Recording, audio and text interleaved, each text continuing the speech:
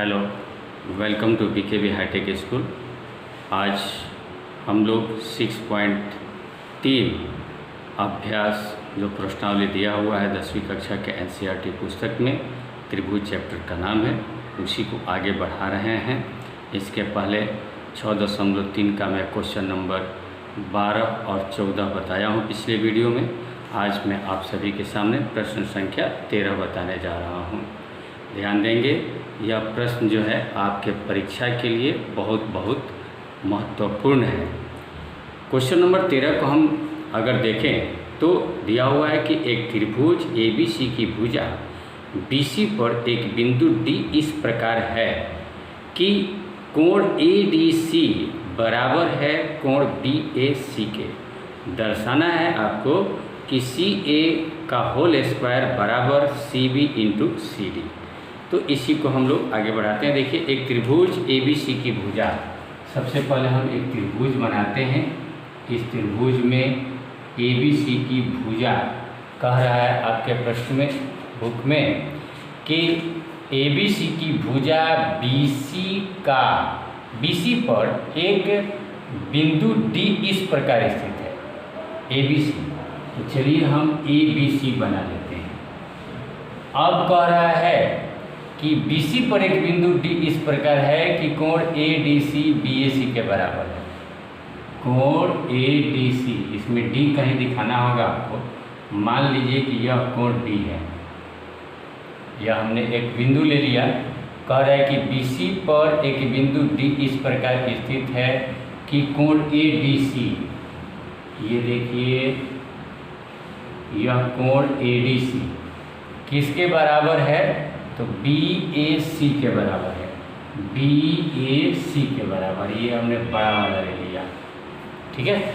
यह प्रश्न है, त्रिभुज ABC की भुजा BC पर एक बिंदु D इस प्रकार स्थित है कि कोण ADC बराबर है कोण BAC के, इसके बराबर है। और हमें क्या सिद्ध करना है? देखिए, CA स्क्वायर बराबर सिद्ध करना है CB इंटू CD। इसी को तो हम कैसे सिद्ध कर सकते हैं? सबसे पहले दिमाग में यह रखना चाहिए, जो स्क्वायर में दिया हुआ है, इसका मतलब कि कहीं ना कहीं ये जो CA है यह 2 बार आना चाहिए। जब तक 2 बार नहीं आएगा तब तक नहीं होगा सिद्ध, ठीक है। तो ये 2 बार तभी आ सकता है। देखिए, हम एक त्रिभुज ले लेते हैं ADC और दूसरा हम त्रिभुज ले लेते हैं BAC, तो आराम से हो सकता है। देखिए कैसे, इसको हम लिख सकते हैं, सिद्ध करना है, जिसे हमें सिद्ध करना है ना, उसे हम लिख लेते हैं सिद्ध करना है। अब हम लोग आगे बढ़ते हैं। किसी भी चीज़ को सिद्ध करने के लिए हमें दिखाना होता है प्रमाण। तो हमने यहाँ क्या लिखा? प्रमाण लिखा है। अब इस प्रमाण में हम क्या लिखेंगे? जैसा कि मैंने बताया, अगर हम त्रिभुज ले लेते हैं, त्रिभुज ADC तथा एक दूसरा त्रिभुज ले लेते हैं वही, और ध्यान रहे कि जो दिया हुआ है, यदि हम यहाँ छूट गया था, अब यहाँ लिख सकते हैं कि कोण ADC यह जो बराबर है कोण BAC। तो हमें क्या ध्यान देना है कि इसका D कोण इसके A कोण के बराबर है ना। तो अगर ADC ले रहे हैं तो यह A भी बीच में आना चाहिए। तो हम कौन सा त्रिभुज लेंगे? त्रिभुज BAC। इस प्रकार से D और A के बराबर आ गया। अब देख सकते हैं हम इस दोनों त्रिभुज में हम क्या देख रहे हैं। तो ध्यान दीजिए इस दोनों त्रिभुज में कि कोण D और A जैसा कि दिया हुआ, देखिए कोण ADC बराबर है कोण BAC के बराबर है। और क्यों बराबर है हम यहाँ लिख सकते हैं, दिया है ना, इसको ब्रैकेट में लिख दिया जाता है। और साथ ही साथ ये भी ध्यान दीजिए कि कोण C, अगर ध्यान दें, देखिए ADC का कोण C और पूरा BAC का कोण C, ये दोनों जो है ओवनिष्ठ है। तो हम यहाँ लिख सकते हैं ओवनिष्ठ। अब इस दोनों त्रिभुज में हम क्या देख रहे हैं कि 2 कोण मिल गए। तो हम क्या लिख सकते हैं? डबल A के समरूपता के कसौटी से, है ना, समरूपता के कसौटी से ये दोनों त्रिभुज ABC समरूप हो गया त्रिभुज BAC के। और हम अब क्या जानते हैं कि दो जब समरूप त्रिभुज होते हैं तो समरूप त्रिभुजों के संगत भुजाएं समानुपाती होती है ना। इसको हम आधारभूत प्रमेय भी कहते हैं। तो यहाँ लिख सकते हैं आधारभूत प्रमेय से संगत भुजाएं बराबर। तो हम अब लिख सकते हैं, यहाँ पर ध्यान दीजिए, क्या लिख सकते हैं, AD बटा BA बराबर DC बटा AC बराबर AC बटा BC। संगत भुजा AD बटा BA लिया, DC बटा AC लिया, फिर AC बटा BC लिया। अब हम यहाँ पर क्या दिखा सकते हैं, जैसा कि हम जानते हैं हमें सिद्ध करना है AC वाला ना, CA² CB × CD। तो इसमें अगर मात्र हम इस दो को ले लें तो हमारा सिद्ध हो जाएगा। तीसरे पद को हमें ज़रूरत नहीं है। AC में AC से गुना करेंगे AC² और DC में हमने BC से गुना कर दिया। अब अपने इच्छानुसार देखिए, CB BC की जगह पर CB दिया है, DC के जगह पर CD तो CA, इसको हम पलट भी सकते हैं। यानी हम क्या लिख सकते हैं, इसी को AC² यानी CA² बराबर CD दिया हुआ है, BC दिया हुआ है, इसको पलट दें तो CB × ये हो जाएगा CD। इस तरह से ये हमारा क्वेश्चन प्रूव हुआ। बहुत ही छोटा क्वेश्चन है, आसान है। मुझे उम्मीद है आप लोगों को पसंद आई। देखिए अब मैं आप लोगों के सामने क्वेश्चन नंबर 13 के बाद 15 बताने जा रहा हूं, क्योंकि पिछले वीडियो में मैंने 14 बता दिया था। 15 नंबर क्वेश्चन है कि लंबाई 6 मीटर वाले एक ऊर्ध्वाधर स्तंभ की भूमि पर छाया की लंबाई 4 मीटर है। हमने ऊर्ध्वाधर का मतलब कोई भी चीज़ 90 डिग्री पर जमीन पर खड़ा है। मान लीजिए कि यहाँ पर सन है, सूरज भगवान का, और यहाँ से प्रकाश इस पर आएगा तो ये क्या हो जाएगा, छाया हो जाएगा।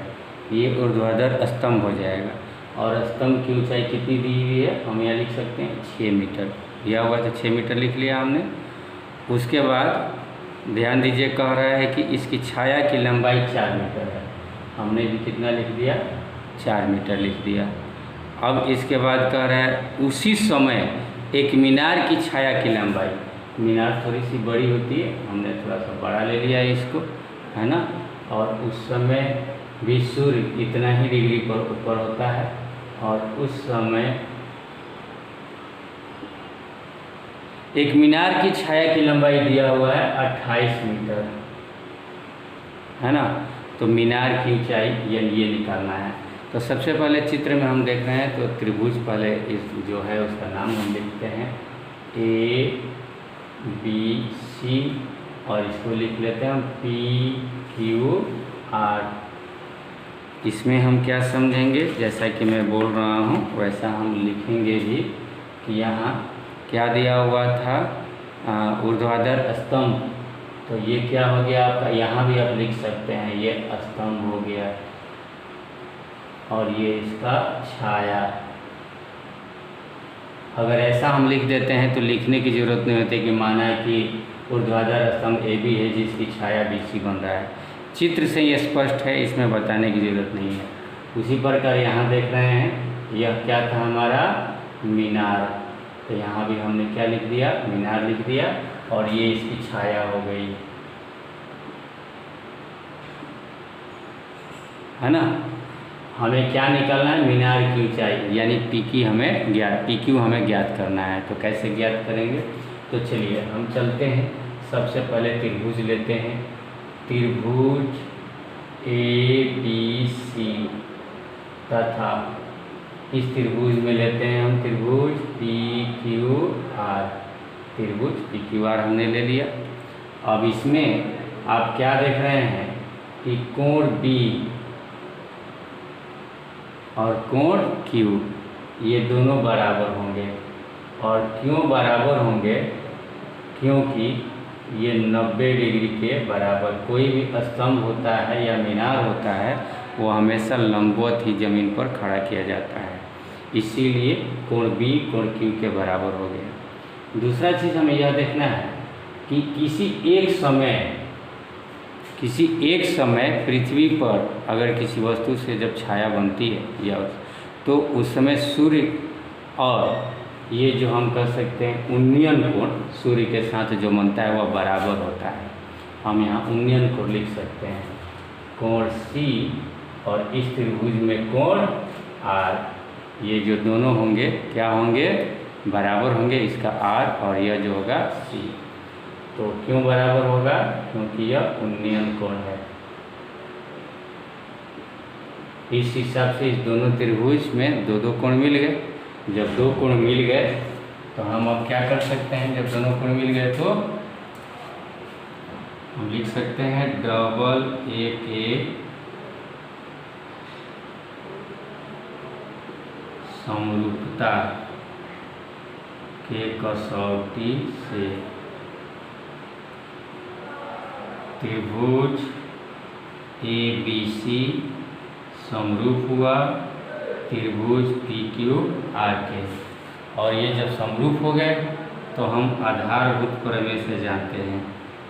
आधारभूत प्रमेय क्या होता है, आधारभूत प्रमेय दो समरूप त्रिभुजों के भुजाएं, संगत भुजाएं समानुपाती होती हैं, इसलिए हम लिख सकते हैं ए बी बटा पी क्यू बराबर बी सी बटा क्यू आर। हमारा काम इसी से हो जाएगा, ए सी लेने की ज़रूरत नहीं है, ए सी भी ले सकते हैं या, लेकिन इसकी लंबाई से हमें क्या मतलब है, हमें तो पी क्यू निकालना है मुख्य रूप से पी क्यू। जो जिसका मान दिया हुआ हम लिख लेंगे, ए बी दिया हुआ है, कितना दिया हुआ है 6, पी क्यू दिया हुआ है कितना नहीं मालूम है तो पी क्यू लिख दिया, बराबर बी सी कितना दिया हुआ है 4, क्यू आर कितना दिया हुआ है 28। अब क्या करेंगे, अब समझ रहे होंगे, यहाँ करेंगे 4 सत्ते 28, यहाँ 1 हुआ, 1 में पी क्यू से गुना करेंगे पी क्यू और साथ में 6 से गुना करेंगे 42, यानी ये हमारी पी क्यू यानी मीनार की ऊंचाई ज्ञात होगी 42 मीटर आंसर मिल सकते हैं हम यहाँ पर आराम से, बिल्कुल समझना आसान है। मैं फिर से एक बार दोहरा देता हूँ। देखिए ये त्रिभुज है स्तंभ वाली और ये त्रिभुज है मीनार वाली। इसमें हम देखते हैं कि कोई भी स्तंभ या मीनार 90 डिग्री पर खड़ा होता है, हम इस दोनों त्रिभुजों के कोण 90 डिग्री ले लेंगे। फिर से यह उन्नयन कोण जो होता है किसी भी समय एक समय कभी भी निकाला जाता है, सूर्य को देखा जाता है तो उसका एंगल समान होता है, इसीलिए हमने उन्नयन कोण बराबर होता है, इसलिए कोण सी बराबर कोण आर। इस प्रकार से डबल ए के समरूपता क्यों से दोनों त्रिभुज समरूप आएगा। जब समरूप त्रिभुज हो गए तो इनकी संगत भुजाएं समानुपाती होती है, समानुपाती लिख दिया। समानुपाती होने के बाद इनका जो मान था हमारे बुक में दिया हुआ था हमारे प्रश्न में, उस मान को रख दिया, पी क्यू यानी मीनार की ऊंचाई हमें ज्ञात हो गई। अब क्वेश्चन नंबर 16 पर हम लोग ध्यान देंगे। क्वेश्चन नंबर 16 कह रहा है कि AD और PM त्रिभुज ABC और PQR की क्रमशः माध्यिकाएँ हैं। इस तरह का क्वेश्चन मैंने 14 नंबर और 12 नंबर में चर्चा किया है। ठीक उसी प्रकार का यहाँ पर त्रिभुज आप लोगों को भी बनाना है। देखिए मैं भी यहाँ पर एक त्रिभुज सेम टू सेम जैसा कि मैंने कल बनाया था ऐसा ही बना रहा हूँ, ध्यान देंगे। यह आपका त्रिभुज हो गया ABC, यह क्वेश्चन नंबर 16 है, इस चैप्टर का लास्ट क्वेश्चन है। और एक और त्रिभुज हमने बनाया और इस त्रिभुज का नाम हमने दिया PQR। ये दो त्रिभुज हो गए जो आपके प्रश्न में दिया हुआ है और इसकी माध्यिकाएं, एक का AD और दूसरे का PM। देखिए AD एक माध्यिका हो गया और PM यहाँ पर ये माध्यिका हो गया, ये दोनों माध्यिका है जी। अब कह रहा है यदि AD तथा PM माध्यिका है तथा त्रिभुज ABC और त्रिभुज समरूप है त्रिभुज पी क्यू आर के, तो सिद्ध करना है, क्या सिद्ध करना है?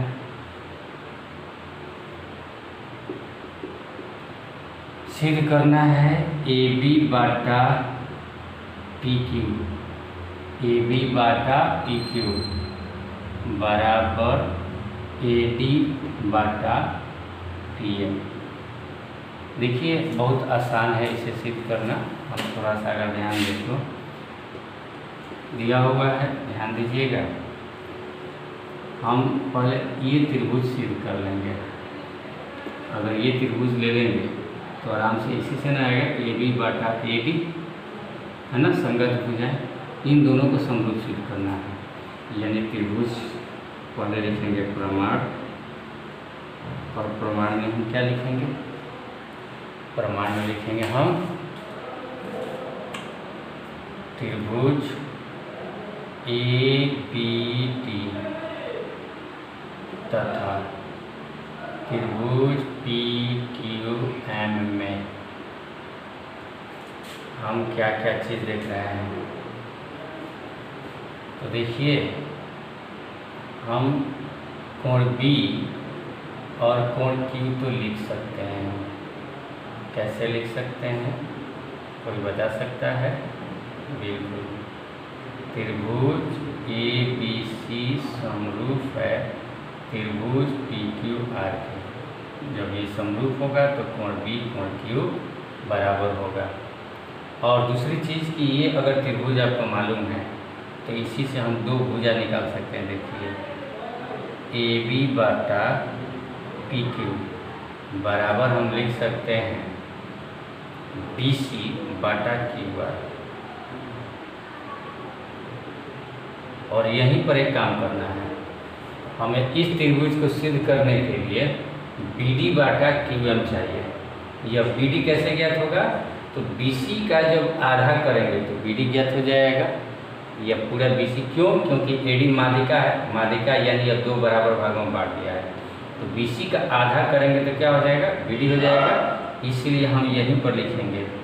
पहले इसका कारण भी लिख सकते हैं यहीं पर, या यहाँ पर हम लिखेंगे, यही कारण इसका भी है।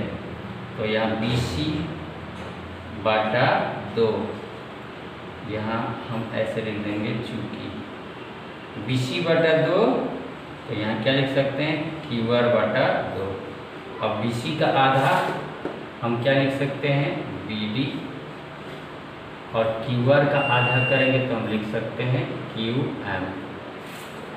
अब ध्यान दीजिए, यह अब हम इस 2 से लिख सकते हैं। देखिए क्या, ए बी बाटा पी क्यू बराबर बी डी बाटा क्यू एम।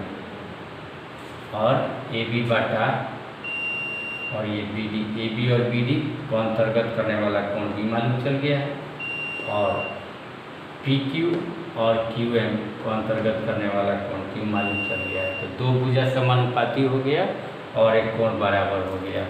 तो हम क्या लिख सकते हैं? ए से एस के समरूपता के कसौटी से, है ना,